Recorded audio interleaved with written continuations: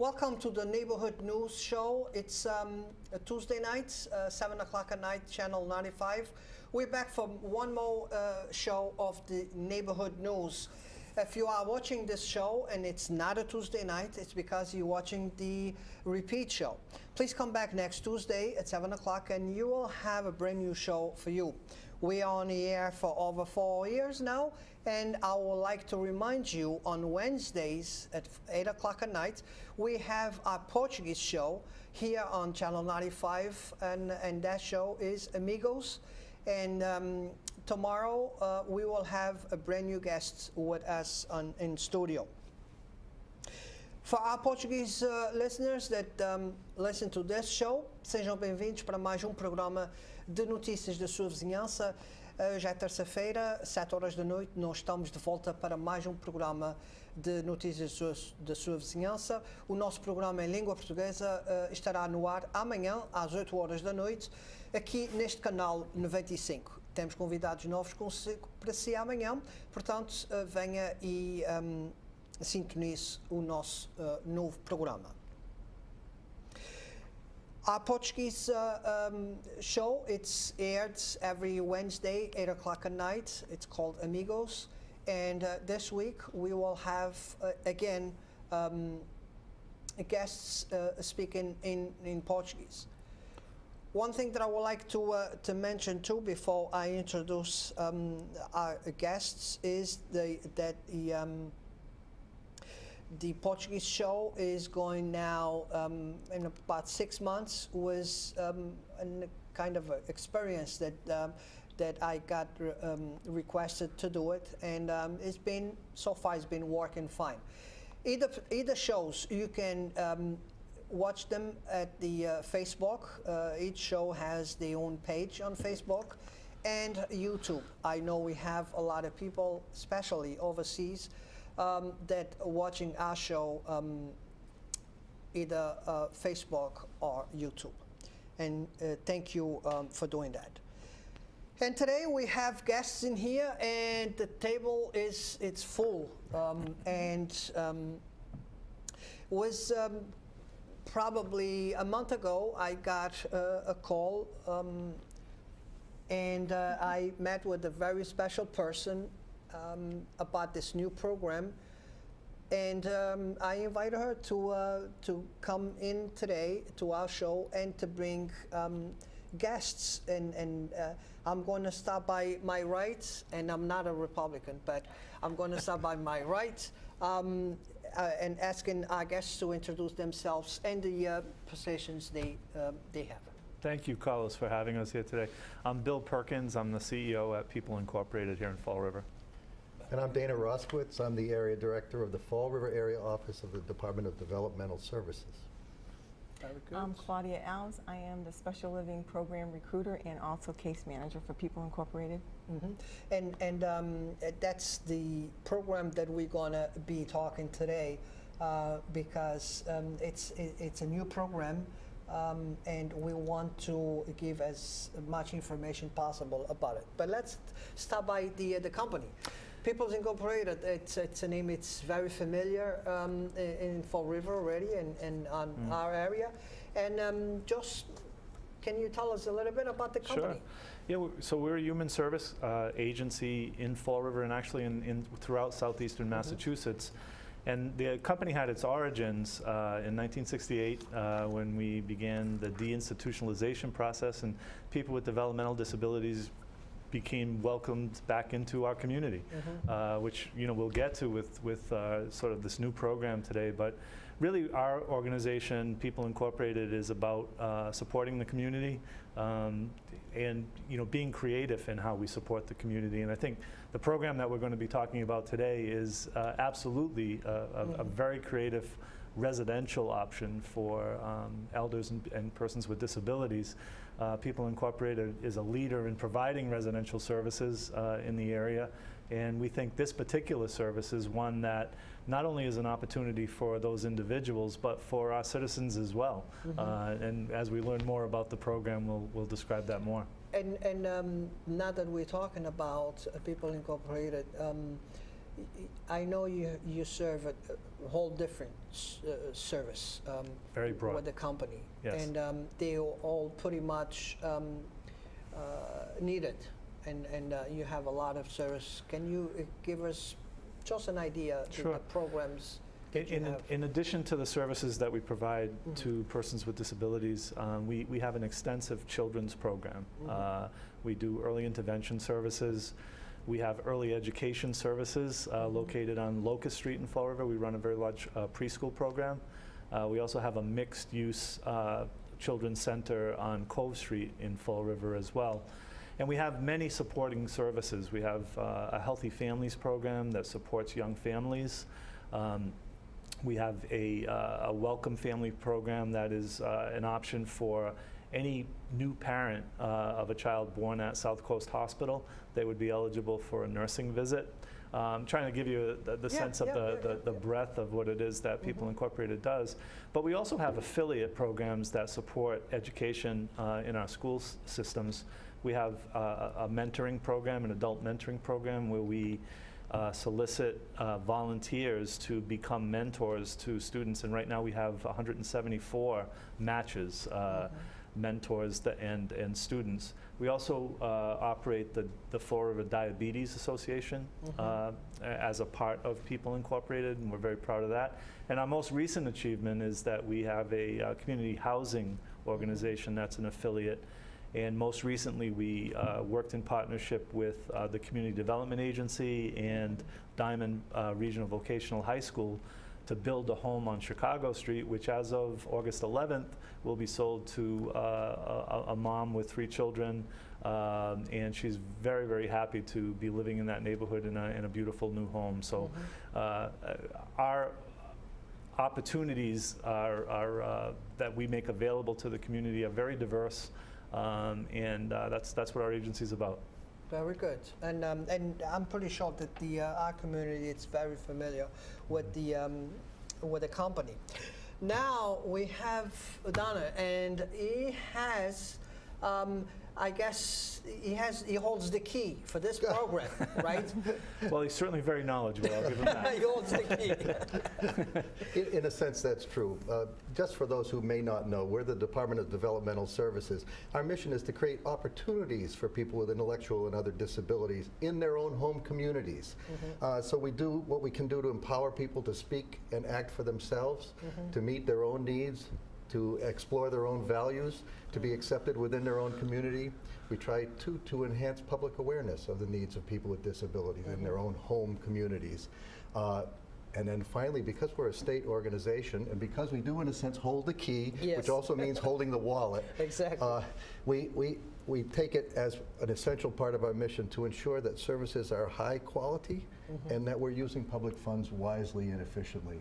So that if we have a public taxpayers' dollars to spend, we're spending it with as much value as we can do. So we have a close relationship with People Inc. They are, in fact, our largest provider here in the Fall River area office. And just, if I may, a word about our office so that ahead. those who may not know will know who we are, where we are, and what we do. I said what the mission is, to empower and provide opportunities to people with intellectual disabilities. We are currently about 25 people working here in Fall River, essentially tending to the needs of about 850 individuals with intellectual and other disabilities spread across 5 towns. So we've got Fall River, Freetown, Westport, Swansea, and Somerset. Individuals with disabilities who are identified and found eligible in those cities and towns will fall under the aegis of our area office.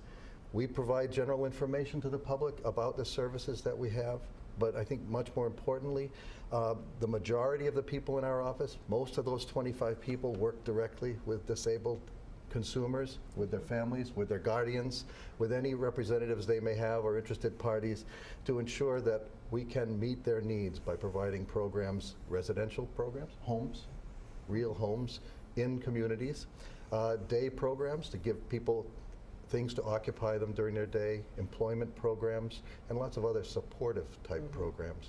We currently we serve about 850 adults and children. We have 30 active provider organizations, none larger in this area than People Incorporated. And we have, I think, an important economic impact in this area too, because the Commonwealth invests in these services about $37 million currently.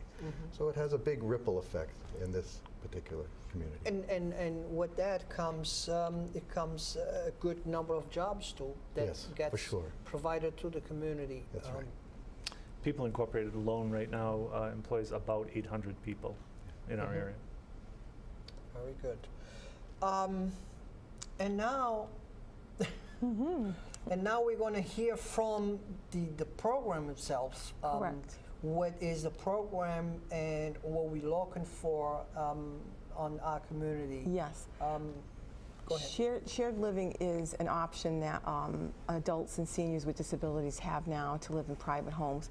And we are desperately looking for families to accommodate those individuals, paid caregivers. What we're looking for right now and how we're going about it is we're stepping out into the community and we're getting the word out, educating the public as to what shared living is all about. Our referrals come in through the Department of Developmental Services. They're already in place. They've already been assessed. When they come in with us, to us, then what we do is we screen them further to make sure that we do proper placement with them and matching them with an appropriate family.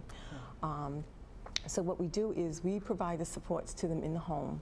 And the first step that we do is we will get the individual who is interested. Usually they either go through a contact telephone form, we screen them.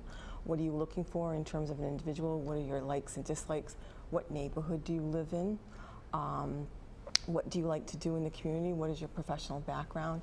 And the million-dollar question always is do you know what shared living is? Why do you want to become a provider? And we then orient them as to what the program is all about. If the answers are clear-cut, very therapeutic and caring and compassionate, there is an opportunity here to go further. At that point, we meet them in their home. And when we meet them in their home, we assess them. Again, we ask them all the same similar questions. We assess their home. We look at their home. We look at their neighborhood. We again ask them the questions of why they want to become a provider. We look at family dynamics. We look at everyone that's living in the home. We look at the safety of the home. And we further explain what our motive is to provide a therapeutic home, warm environment, an environment in which that care provider will be responsible not only for the activities of daily living, but also to empower that individual so that individual can take part in the community like you and I do. So if they want to seek employment, they can seek employment. If they want to go out into the community and do this, that, or whatever, attend the arts, attend a ball game, go get their hair cut done, go visit family and friends, have people over. They want to be empowered like you and I to participate in the community. And that's what shared living is all about. The individual gets that warm feeling that they're part of a family, that they're being loved, they're being nurtured. The caregiver will provide them the dignity that they deserve and the respect that they deserve, the socialization, and engagement in the community, along with their family and their friends. We provide all the supports that they have. They have 24-hour emergency support. They have case management, which involves everyone that's involved with that individual. Everything is assessed in the get-go once the match is done. That also includes the individual's family and their legal guardian. Everyone's part of that puzzle to bring that person forward into proper placement. Eventually that individual will come forward as well, and they will have visitations with that individual and the family, spend time with them, and then eventually it carries over into overnight. But basically what we do is there is an application done, there is a query done, there is fingerprints being done, there are reference checks. Once the query, the biggest hurdle is the query and the fingerprint check at this point. Once they get over that hurdle, then we can move on further with the placement and the matching. Once everything is cleared and the references all check out, then we start doing a matching process. What is the individual like, what he wants, what she wants, what doesn't like, and as far as the care provider as well. The care provider also provides, will receive a tax-free stipend, should I say, and it ranges anywhere from $9,000 to $60,000 per year. And that is split up into 3 tiers, and that is based on a professional assessment done by a professional team as to what kind of care they need. I don't know if Dana wants to. Well, I will back up just a half a step, and such good work going on at People Incorporated in the environment of shared living, and it's important to talk about what impels that. Why now and why this? We've had shared living in the department for a number of years. It has, in a sense, fallen behind in terms of people's awareness, the typical group home model. Right. So when we talk to folks about residential services for people with disabilities, generally they go automatically to the group home model where 3 or 4 people are living together in a group environment, fully staffed day and night. And the department, that is the backbone of our residential system, and it's not going to go away anytime soon. We also have individuals who are able to live alone in an apartment or with someone in an apartment, and we can send supports in to help them. That's not what we're talking about when we talk about shared living.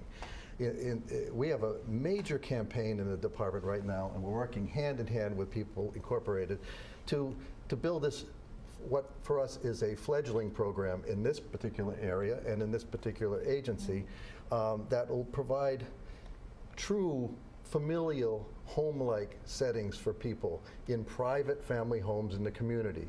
So as Claudia said, our goal is to find more willing citizens with a bedroom, with a desire to help, and who can become qualified, to invite a person with disabilities into their home and to work with them almost in a familial setting, to work with them as a caregiver, to keep moving their needs forward in a warm, supported, safe, family-type environment. So in that sense, it's a little different from your typical group home. We think it has a lot of benefits for all of us. For the individuals, it's about the most community-integrated model you can imagine.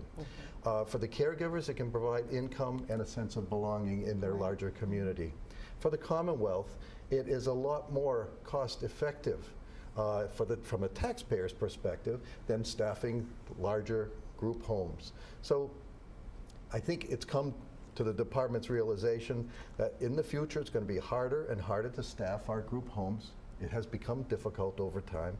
And that this model holds distinct advantages in terms of community integration, and we need to push it forward a little more. So we're making a real push in this environment now. It's the right time for us to move. It also has been explored and exploited a lot in other states. So for instance, in the state of Vermont, their residential service system is largely based on the shared living model. I think Massachusetts fell a little behind in that arena, and we're working now hard to catch up. I think one thing that's important to note is what People Incorporated's responsibility is around providing support to the providers of shared living, and that's really the great thing about this particular model. People Incorporated also has an adult family care program, and we currently have 2 individuals that are in shared living models, but in total we have 92 people who are living in family homes. And the majority of them under this adult family care model.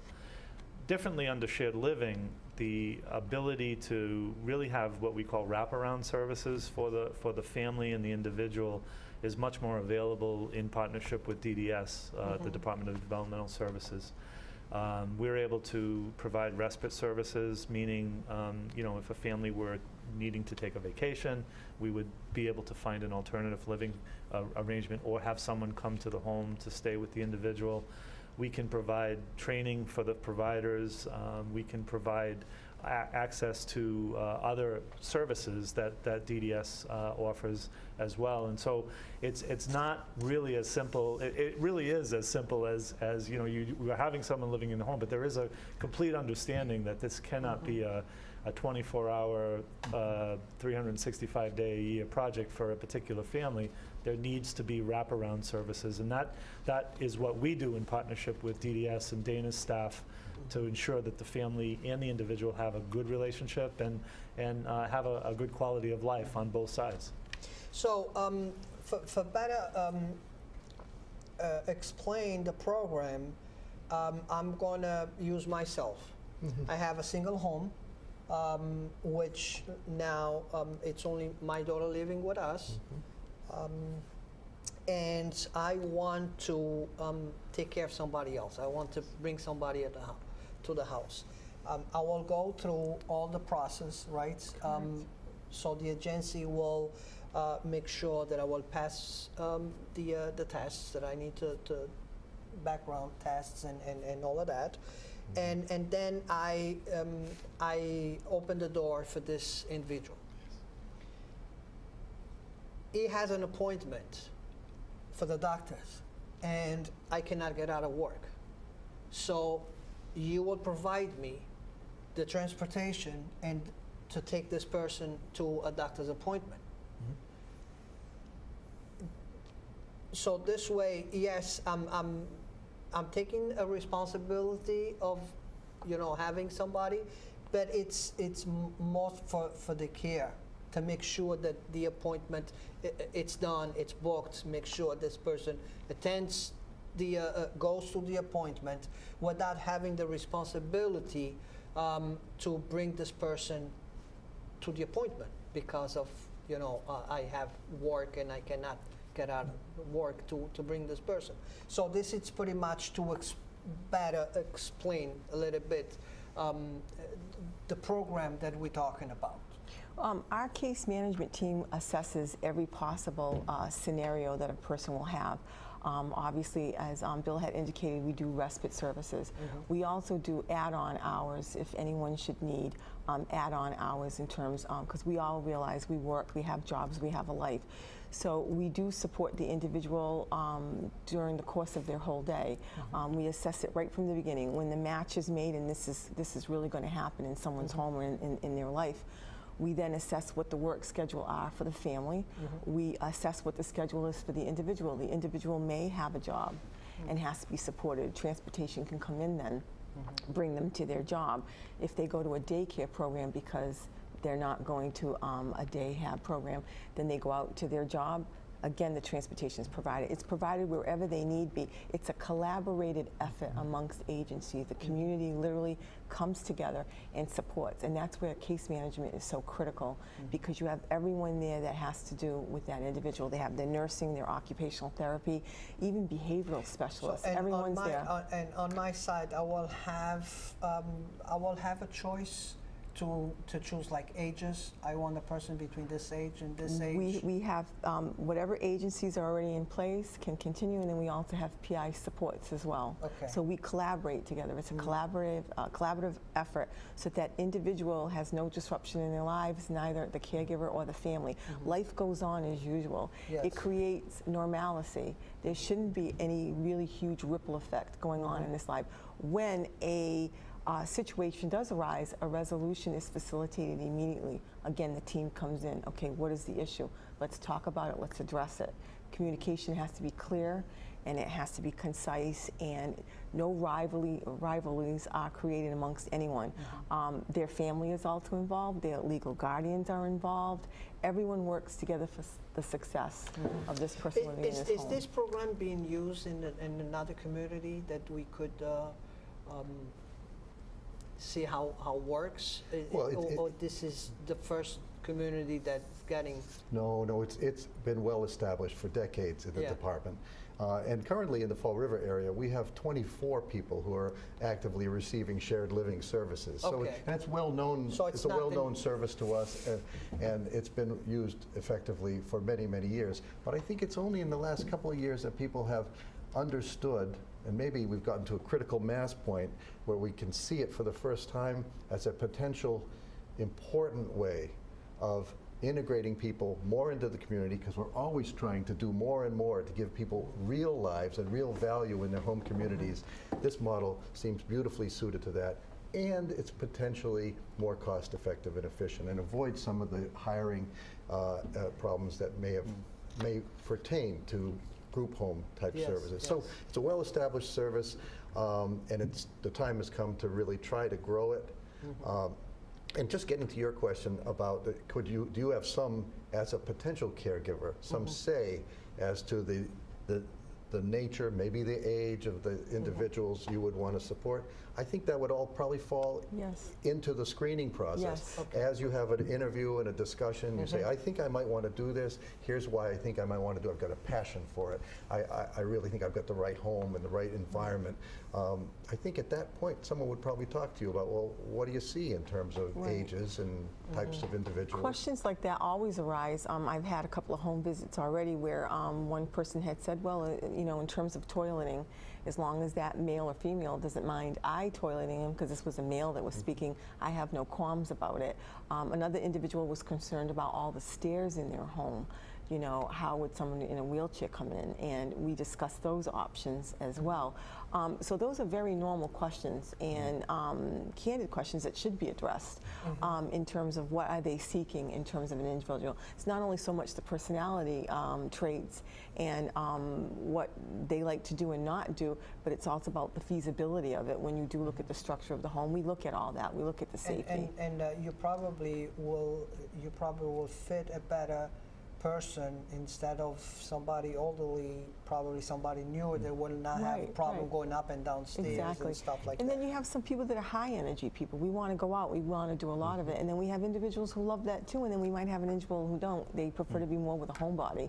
So it's really amazing. You know, it's kind of like, kind of picking what will work best for you and for the individual, and then that match is done. I can see people out there taking advantage of this program because it's people out there that really care about others, and will see this as an opportunity to step up, and try to help somebody, but welcome somebody to their families too. Right, but just to reiterate, it's not a volunteer opportunity. Exactly. It's a paid opportunity. And again, and that comes with an income, Sure. an extra income to help the regular life, because their lives won't be changed. They will still have the same life they have before, but the only difference is a little more money to spend.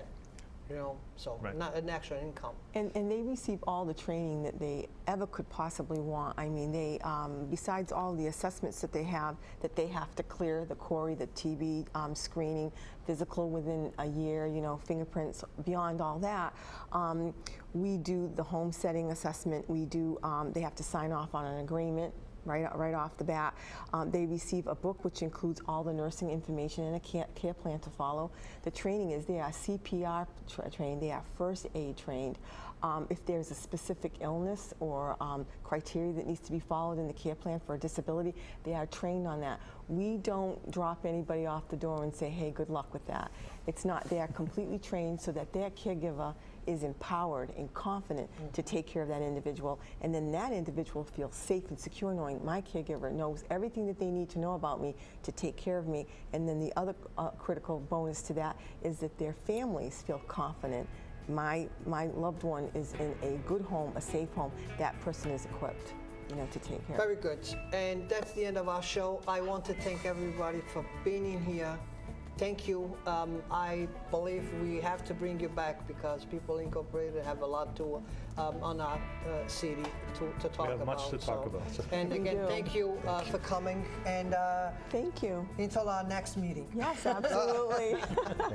And I see you next week. Thank you.